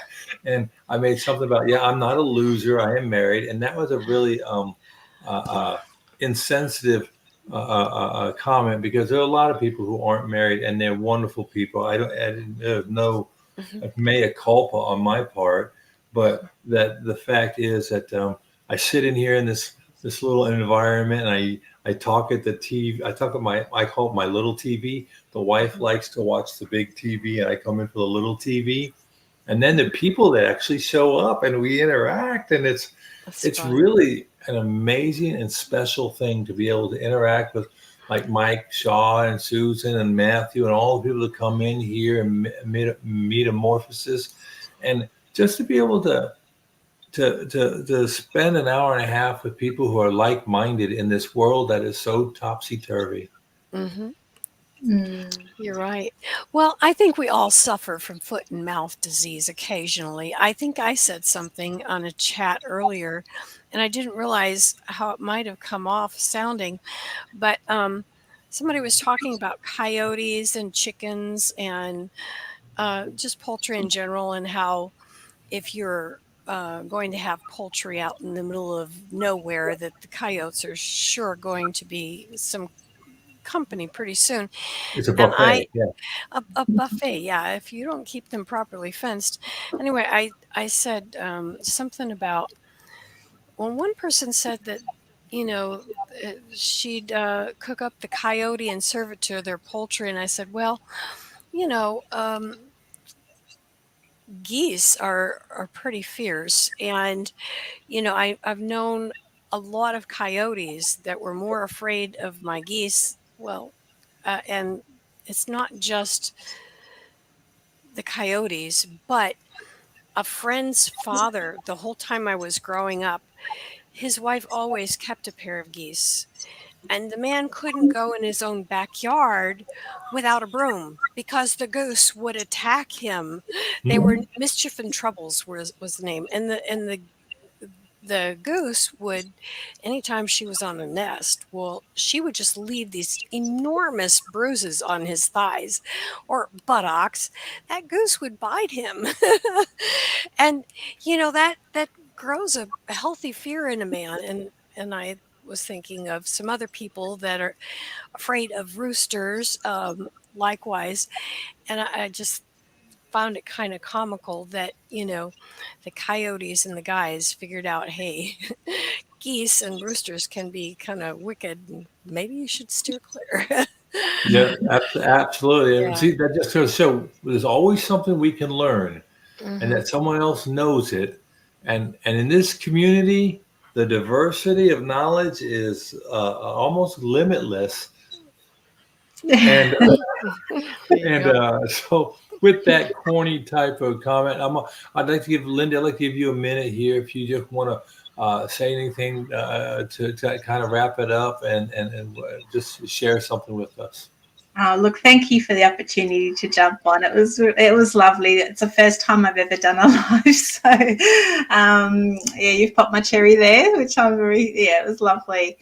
I really appreciate all that you do as well, Scotty. I enjoy listening to these lives. I mean, they're just real, and I love listening to the people's stories and just having a little chat with everyone. I'm starting to feel like at home with all the regulars that come on and have a chat. You're all amazing, and thank you so much for accepting me.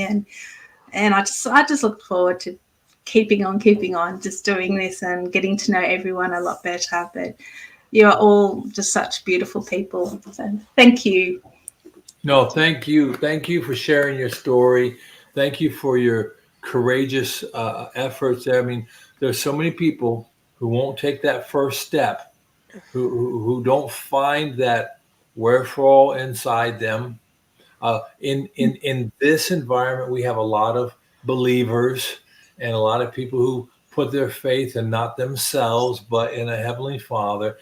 But to know that you stepped out in faith and that you continually to do so every day really does make you a signpost for so many people. And just like with Bill, that's going to be a tremendous thing. And the same thing with you, Diane. There are so many people. I had no idea how many people out there have a visual acuity challenges until I married my wife, whose mother had retinitis pigmentosis and eventually went totally blind. And learning all that. And now I've got a young man in my church. He had an infection in his brain that caused him to almost lose all his sight. And we just don't know the limitations people have, not of their own making, right? And so when we get a chance to hear people and see them triumphing over it, when I see you out walking, Diane, and hiking out there on that trail, and I see how challenging it is, it's amazing. When I see the two sightless carnivores out there and they're doing things, and I say to myself, self, why are you not getting up and doing something? Why are you having a pity party, right? And so I really think that what you're doing is absolutely critical for the global health. Because if you think about it, it is a global pandemic that we have with obesity, with eating sugars, the cost of diabetes, all the associated inflammatory diseases. And no one in the mainstream media is championing, put down the fork. Don't put that in your mouth. Here's another alternative. And here's the success in 18 months that you can achieve. Once this becomes more mainstream, once Carrie's movie goes mainstream and people see that, can you imagine the millions of people? We don't have to get them all, but just millions of people who will become mothers and fathers, and they will in turn bring up a generation of people that don't say, hey, take this Snickers bars, Mike, you're acting like you're hangry. And instead, like our good friend Homesick Buckeye says, put down the biscuit and pick up the brisket. Can I get an amen? Amen. All right. So Good again, job. thank you so much for your time. Thank you. You all have a great evening. God bless. And I hope that this weekend is full of successes for you as well. Thank you. Okay. Bye-bye. Bye-bye. Good night, everybody in chat. Y'all been amazing. I appreciate you all keeping the chat going and talking to each other. And with that, we're out of here. Bye. If I can find the button, we're really going to leave. I promise. Bye-bye.